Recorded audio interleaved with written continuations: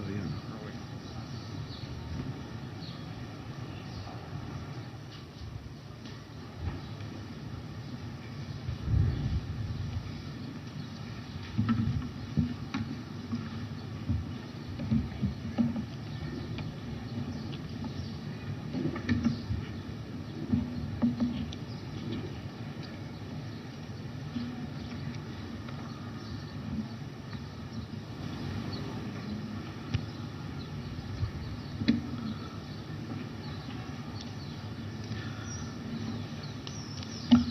Queridos hermanos, si me permiten unos minutos, quiero compartir con ustedes una carta más.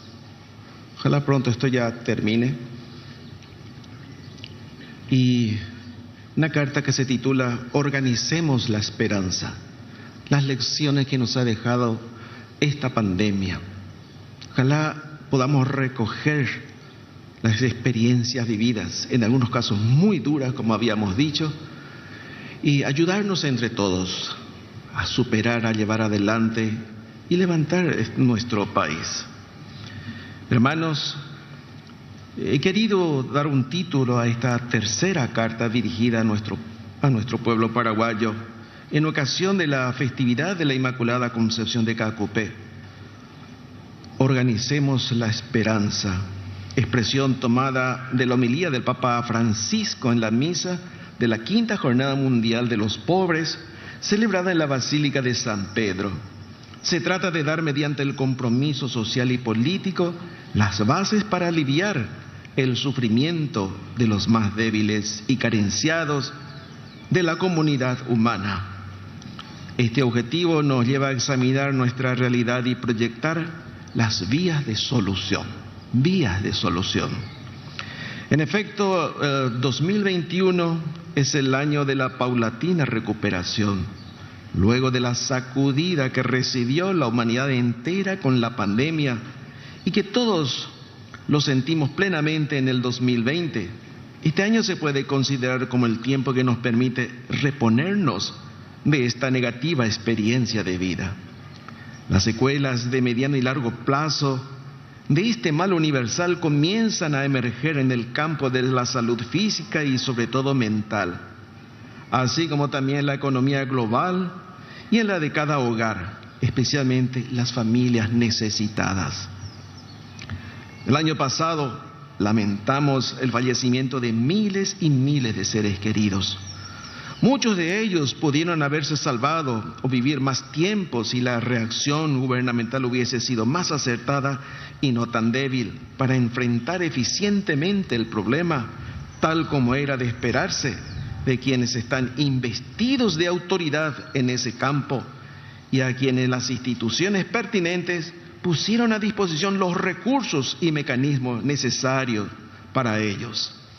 Según la concepción cristiana, la razón de ser de la autoridad es la de servir al pueblo, porque Cristo expresó con claridad a sus discípulos que Él no vino para ser servido, sino para servir y dar su vida como rescate por una muchedumbre.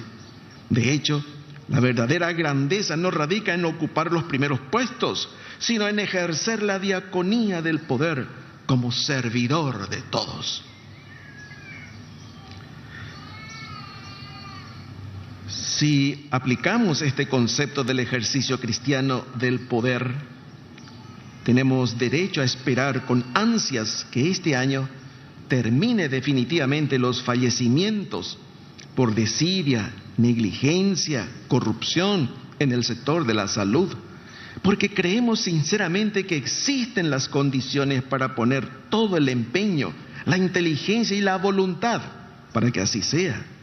Independientemente de ello, de la dedicación puntual respecto al problema del COVID, sabemos que el Estado sigue teniendo una deuda social con la salud pública para la atención a las personas carenciadas.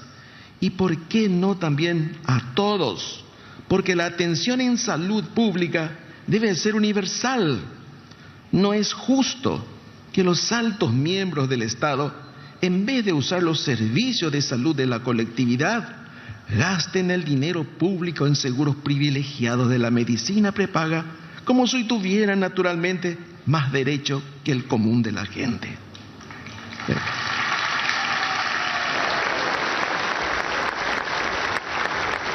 La justicia para la visión cristiana es vivir la voluntad de Dios Padre, es decir, responder correctamente a una exigencia de relación, dando de comer al hambriento, atendiendo a los encarcelados, cuidando a los enfermos, protegiendo a los más vulnerables de la sociedad. Cristo mismo vino para que se cumpliera toda justicia. Por eso es justo que todo el pueblo paraguayo, sin excepción, viva con dignidad y tenga acceso a la salud. Todos sin excepción.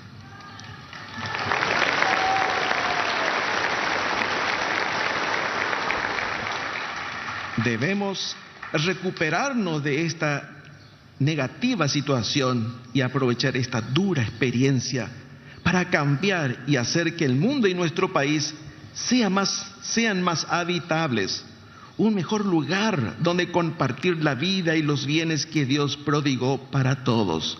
Procesemos los malos momentos vividos, las experiencias dolorosas y unamos nuestras potencialidades para dar fuerza a quienes aún se sienten débiles.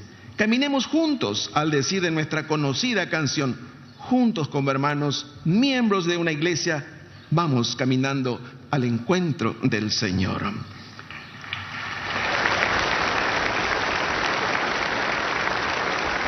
Hay tantas interrogantes y confusiones creadas con la pandemia y ante la necesidad de rescatar y fortalecer las líneas rectoras de una vida plena sobre los principios sólidos de la humanidad, nos asiste el Evangelio de Cristo y las enseñanzas del Papa Francisco, que divulgó en el transcurso del año el pensamiento claro y contundente de la Iglesia Católica en casi todos los temas conflictivos de la actualidad. Con la humildad que caracteriza a los grandes pastores, nuestro Papa Francisco apela, ruega y pide por un mundo mejor, un mundo en el cual estamos incluidos y por ende con responsabilidades, tareas concretas a cumplir como ciudadanos cristianos. Con extraordinaria lucidez, el Papa Francisco se pregunta ante el dolor de hoy, ¿qué se nos pide a los cristianos ante la realidad de la pobreza, de la violencia, de la discriminación y de la desesperanza? Se nos pide, responde él mismo, que alimentemos la esperanza del mañana. Ya lo he indicado al inicio de este contexto en la exhortación del Papa. Fue la Jornada Mundial de los Pobres, donde pidió a que los cristianos organicemos la esperanza, y organicemina la esperanza, traducirla en la vida concreta de cada día, en el interés por los demás, en las relaciones humanas, en el compromiso social y político, en la vida eclesial. Con la pandemia descubrimos que además de ricos, somos todos al mismo tiempo pobres. La riqueza no se trata solamente de fortuna, de dinero, de bienes y consumo. Así como la pobreza no se trata solamente de no tener dinero ni bienes en abundancia. La pandemia nos puso a todos en un mismo plano, tanto a ricos como a pobres. Ricos que pudiendo comprarlo todo, no encontraron forma de salvarse o de salvar a los suyos. Y pobres que aún contando con todo el apoyo, tampoco pudieron salvarse ni salvar a los suyos. El dinero y los bienes materiales ayudan mucho cuando son bien empleados y adquieren dimensiones sociales. Sin embargo, cuando se los considera como fin y no como medio, eso es idolatría.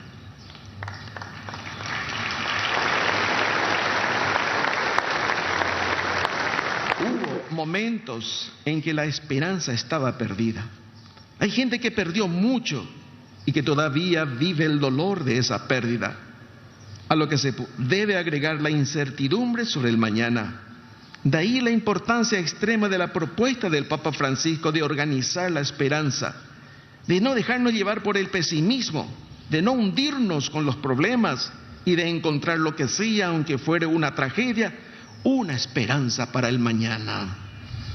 Para cimentar nuestra esperanza, será necesario, haciéndonos eco de las palabras del Santo Padre, que los políticos y los gobiernos dejen de lado el sectarismo, dejen de lado los privilegios, a veces exagerados, la riqueza mala vida, y trabajen por el bien común buscando ajustar el modelo económico del país a uno que tenga rostro humano.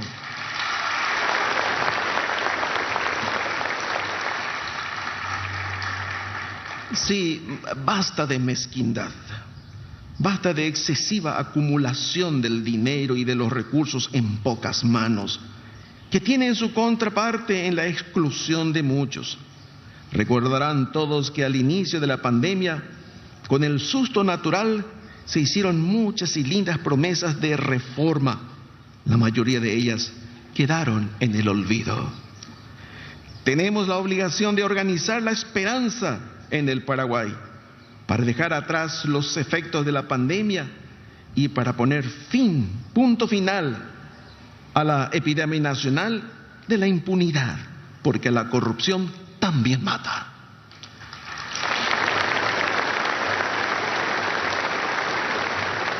Y como toda enfermedad, es posible también encontrar la forma de curar la corrupción. Si las instituciones pertinentes se declaran incompetentes para ellos, es deber primero de los gobiernos y después de la responsabilidad ciudadana encontrar la manera de extirpar este mal. Como dijimos hace rato, con la corrupción todo se pierde, se pierde.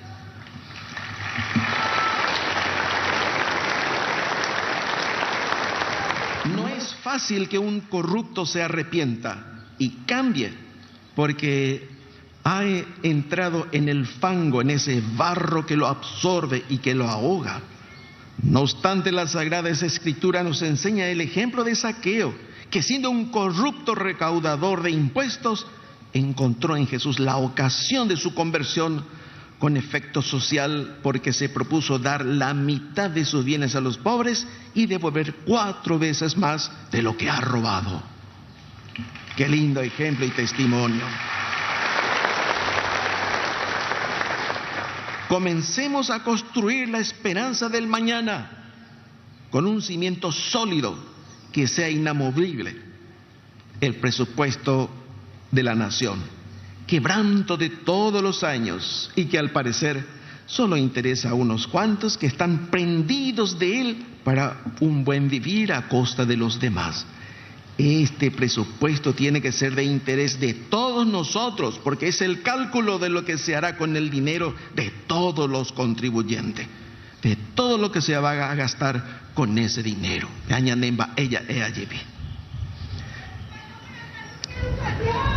Pero resulta que desde hace unos 12 años ese presupuesto es deficitario, lo que significa que se endeuda al país sin respaldo. De esa manera, como consecuencia, el endeudamiento aumenta años tras años. Todos sabemos lo que pasa cuando gastamos más de lo que ganamos y lo que pasará en el futuro si continuamos sin planificar, bien dando prioridad a aspectos superficiales o superfluos.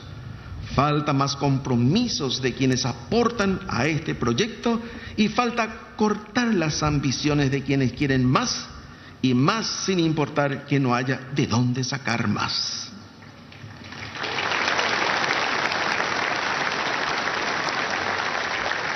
La pandemia se llevó gran parte de la deuda contraída en nombre de la salud pública, y luego algunos tejes y manejes solo gozan de buena salud quienes se alzaron con casi todas las licitaciones y compras sobrefacturadas de emergencia, que para supuestamente responder con eficiencia a los rigores del COVID.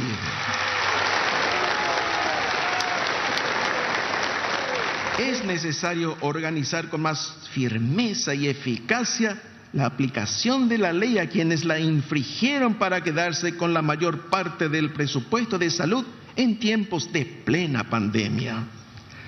Por eso necesitamos un poder judicial verdaderamente independiente y no subordinado a personas influyentes y grupos de poder. Si no funciona la justicia, la democracia es solo nominal, lo cual cede su puesto a una anarquía.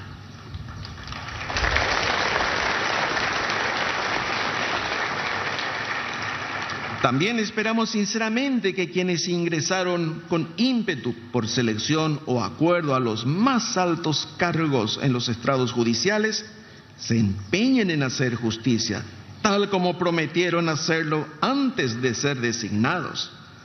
Tendrán suficientes oportunidades para demostrar que ingresaron por méritos propios y no por otros medios. Ojalá que la forma habitual de acceder por cupos o turnos o por lealtades partidarias, amistades o parentescos a los altos cargos y delicados cargos termine finalmente como resultado de una mayor conciencia y participación ciudadana. Solo uno que requiere cierto valor ciudadano, ese compromiso, esa responsabilidad, esa libertad no se acaba con el derecho de elegir, que es apenas el inicio. Continúa con el deber de controlar y exigir a los elegidos a cumplir sus planes y que estén apegados en todo momento a la ley. El pueblo, en definitiva, es el verdadero contralor de los gobernantes.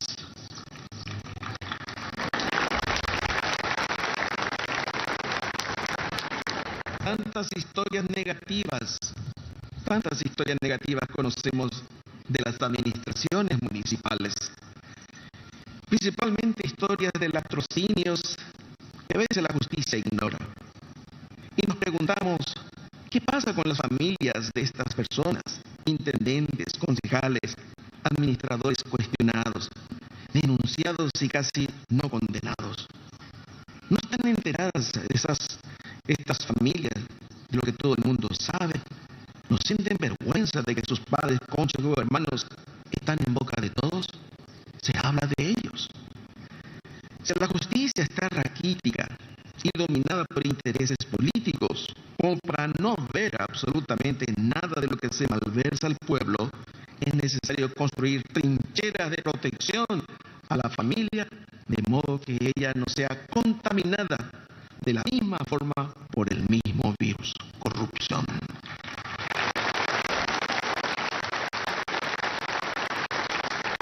La familia vuelva a ser como antes, el germen de las virtudes humanas, donde se aprende a respetar y a ser respetado, a amar y a servir a los demás.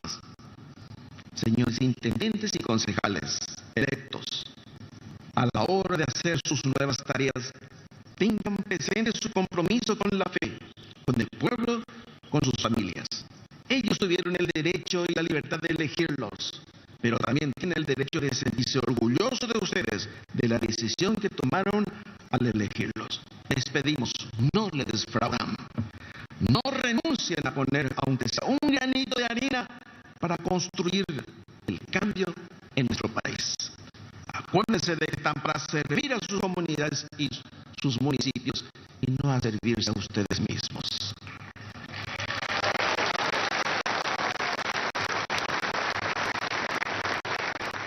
Estimados hermanos y hermanas, la violencia siempre estuvo presente en las disputas políticas para acceder al poder, como una forma de dirimir las diferencias.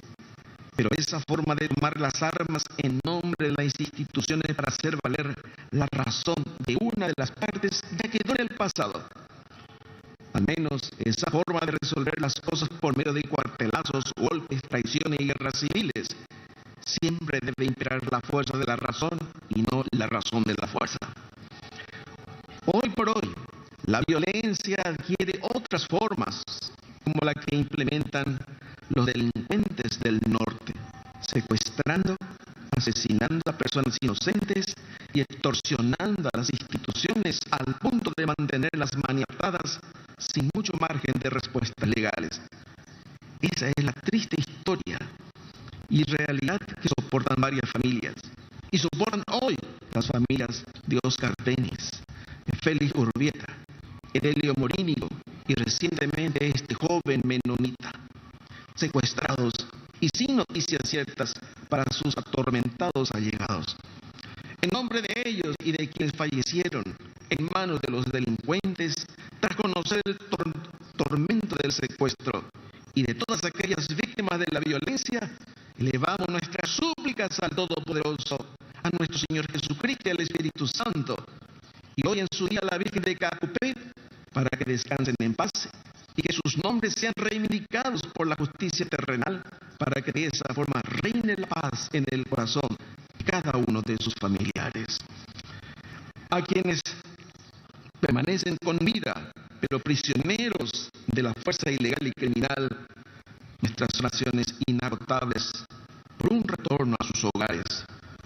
Una vez más, nuestra voz de aliento a las fuerzas del orden y la ley a extremar sus esfuerzos para liberarlos cuanto antes y que sus actos estén guiados por el valor y las mismas esperanzas de las familias en recuperar con vida a sus seres queridos. No existe ninguna razón para abandonarles a ellos. Es necesario, queridos hermanos, que nos demos cuenta de la necesidad de cambio en nuestro país como generador de violencia. La repetición de los mismos males durante años, décadas e inclusive siglos crea no solamente un resentimiento de frustración personal, sino también de resentimiento social. El oportunismo y la picardía política de las élites partidarias hacen, por ejemplo, que la educación pública sea relegada todas las veces. Sin importar el signo político de los gobiernos de turno, nuestra educación siempre es calificada desde hace mucho tiempo en todos los exámenes internacionales de pésima y atrasada.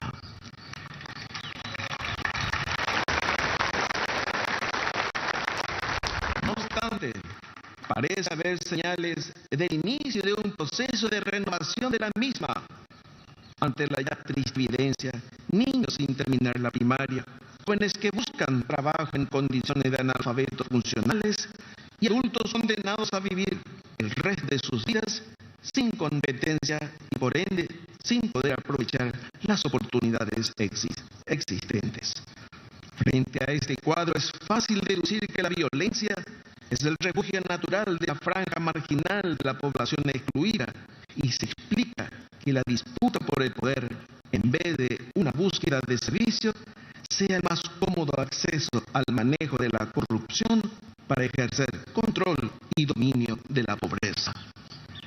El país necesita cuanto antes cambiar el perfil de sus líderes, no cambiar personas simplemente. Necesitamos líderes íntegros, honestos, con mentalidad sana, confiables, comprometidos con la verdad, serviciales, ambiciosos en el cumplimiento de sus planes y promesas empeñadas. Ya no debemos dejarnos engañar ni engañarnos nosotros mismos. Todos tenemos la capacidad de discernir y de reconocer en el otro su intención, su trayectoria de verdad o mentira, sin necesidad de hurgar demasiado, como dice el Evangelio, lo hemos conocido al partir del pan. Paraguay, nuestro querido país, tiene grandes desafíos por delante. Necesitamos conservar nuestra condición de pueblo cordial y solidario, rescatar la tradición de hospitalidad y el valor de la palabra, el respeto a los niños, las mujeres y los abuelos. Urge volver a predicar con el ejemplo de los padres, de los hermanos mayores y sobre todo de las figuras públicas. El ejemplo de arriba es una escuela insustituible. Rescatar los valores de la escuela de antes y enriquecerla con las riquezas de la escuela de ahora. Como lo hace el sabio escriba, que se hizo discípulo de Cristo y sabe sacar del arca cosas nuevas y cosas antiguas. Necesitamos la confianza de personas con valores de antes y de personas con la inteligencia y la preparación de ahora para enfrentar los desafíos del mañana.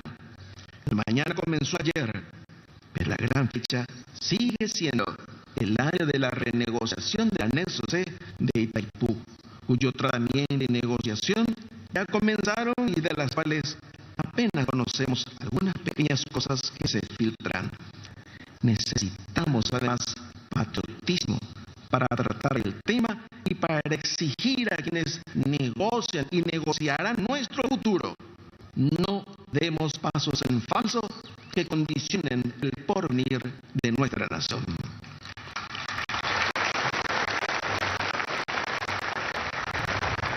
Queridos hermanos y hermanas, organicemos la esperanza entre todos. Que nadie se excluya de esta misión, que nadie lo impida tampoco. En el año del laicado iniciado recientemente, reivindicamos su misión como la tarea de despegar sus capacidades en la cultura de la ciencia, las artes, en la economía, en la política, en los medios de comunicación y en la familia. A pesar del dolor de nuestras pérdidas, tenemos el deber cristiano de levantarnos y andar, de trabajar y de hacer bien las cosas, cada una en nuestras áreas, de contagiar esperanza a los demás, de levantarnos nuevamente si volvemos a tropezar y de avanzar siempre en la formación de nuestra integridad física, moral y espiritual, de promover el servicio a los demás en nuestra madre iglesia y en toda la patria. No existe fuerza terrenal que pueda detenernos en este propósito, pues si Dios está con nosotros, ¿quién podrá estar contra nosotros? Que así sea por el bien de nuestro querido país.